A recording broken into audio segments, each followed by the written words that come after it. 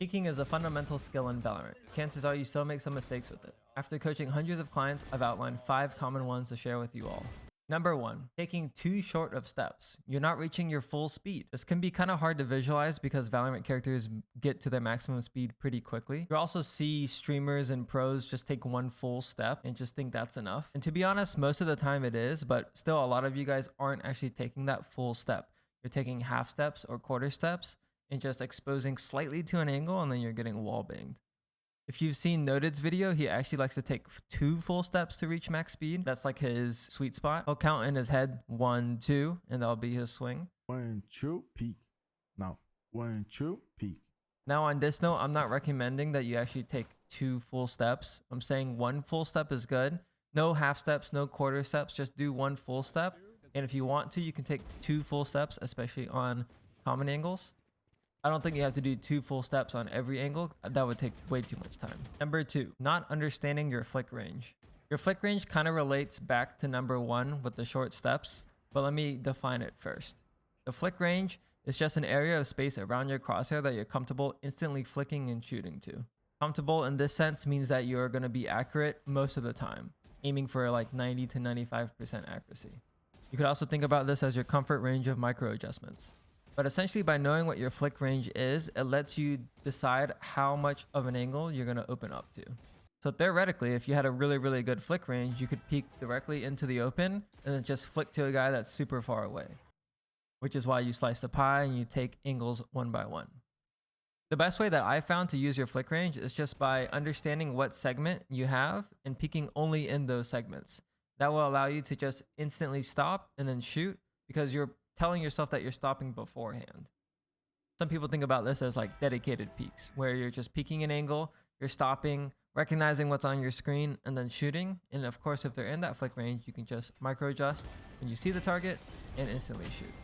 Now, the problem comes into play when you don't really understand your flick range and you've stopped and someone's outside of your flick range, and then you're just a standing target while you're trying to move your crosshair over and hit the shot. And that's not really realistic because it's out of your comfort range.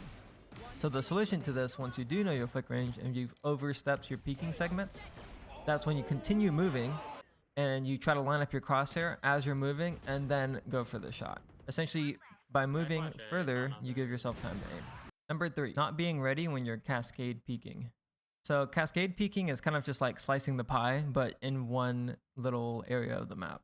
So for me, this could be B main ascent. When you're working into B main, you have the common B main entrance, and then you have all of the off angles. And what people tend to struggle with is how to clear those off angles. You know, they'll peek the common angle, they'll expose to the off angle, or they'll just instantly wide swing all of the off angles and then die.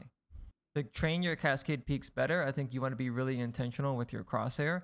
So you can pre-aim first, move, peek, and then pre-aim again, move, peek, and then do it in that motion. And then eventually, as you get quicker with it, when you do like these short cascading peaks, you want to be able to time your crosshair movement with your character movement. So it looks like one fluid motion, which some people mistake as tracing the angle. You do not want to trace the angle because you're not really being intentional about what angle you're actually taking a fight on. Typically, you trace an angle when you're moving around the map and you're expecting them to peek you, so your crosshair is kind of ready, but it's better to have your crosshair in the wall when you are peeking, because you want to have good crosshair placement. A lot of you guys have been asking me about coaching.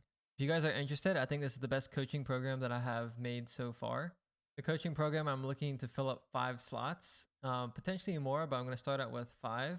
And you guys can sign up for a free discovery session to see if we'll be a good fit. Check out the Discord for more details and links to schedule. As well as on top of that, if you guys can't afford the coaching program, I've decided to offer something called the player breakdown, which is a lot more accessible.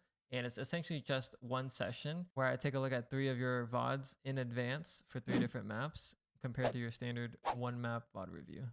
And back to the video. Number 4, when should you peek wide and peek short in a cascade peek? A good rule of thumb to follow is wide peek the common angle and short peek the off angle. However, this can change if you use utility on the common angle or if you just don't think that they're going to be there. And in this case, then you can just wide swing the off angle, right? So TLDR, you wide swing when you know a player is going to be there or the chances of him being there are pretty high. And then you'll do the shorter peaks on the angles that you don't think that they're going to be in or are less likely to be in, but you still have to clear it because you don't want to be in the open when you do go for the wide swing. If you don't do this well or you don't do it intentionally, you might take fights that you just instantly die because, you know, that could have been a better time to wide peak or that could have been a better time to go for a short peak. And to be honest, I think this kind of just comes with game experience. You'll notice pros, you know, they tend to go for short peaks and wide peaks in different timings, but it's never really consistent because their read of the situation is different. So you just have to feel this one out.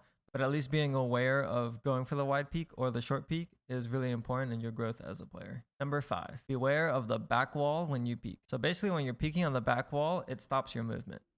A lot of people like to peak on the back wall because they think about angle advantage and they want to have angle advantage.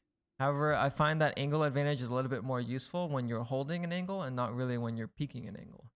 You'll see people peak all the time in the middle of a hallway or even close to the wall and they still win the fight.